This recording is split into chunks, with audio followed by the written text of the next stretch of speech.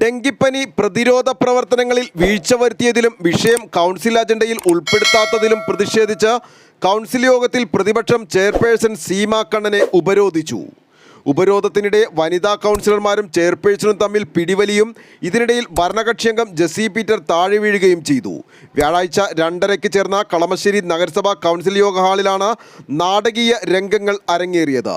Council തുടങ്ങി agenda വായിക്കാൻ തുടങ്ങുന്നതിനിടെ പ്രതിപക്ഷം എതിർപ്പുമായി എഴുന്നേറ്റു. ഡെങ്കിപ്പനി കളമശ്ശേരിയിൽ വ്യാപകമായിരിക്കെ വിഷയം ചർച്ച ചെയ്യാൻ അടിയന്തര കൗൺസിൽ വിളിക്കണമെന്ന് ആവശ്യപ്പെട്ടിരുന്നു. എന്നാൽ യോഗം വിളിച്ചുകൂട്ടുകയോ വിളിച്ചു ചേർത്ത കൗൺസിൽ അജണ്ടയിൽ വിഷയം ഉൾപ്പെടുത്തുക പോലും ചെയ്യാത്തതിൽ പ്രതിഷേധിച്ചാണ് പ്രതിപക്ഷം പ്രതിഷേധവുമായി എഴുന്നേറ്റത്.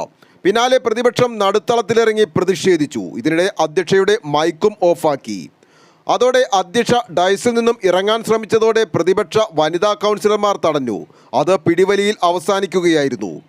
അതോടെ മുതിർന്ന കൗൺസിലർമാർ ഇടപെട്ട് രംഗം ശാന്തമാക്കിയതോടെ ഉപരോധത്തിൽ നിന്നും വനിതാ കൗൺസിലർമാർ പിന്മാറി. അതോടെ അധ്യക്ഷ ഇറങ്ങിപ്പോയി. സംഭവത്തിൽ അധ്യക്ഷ സീമ കണ്ണൻ സിറ്റി പോലീസ് കമ്മീഷണർക്ക് പരാതിയും നൽകി.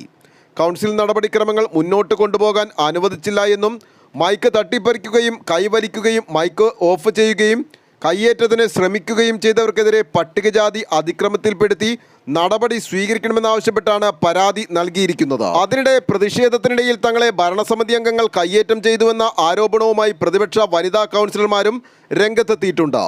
ഇവർ ഹോസ്പിറ്റലിൽ ചികിത്സ തേടിയതായും വിവരമുണ്ട്. News desk Kalamassery.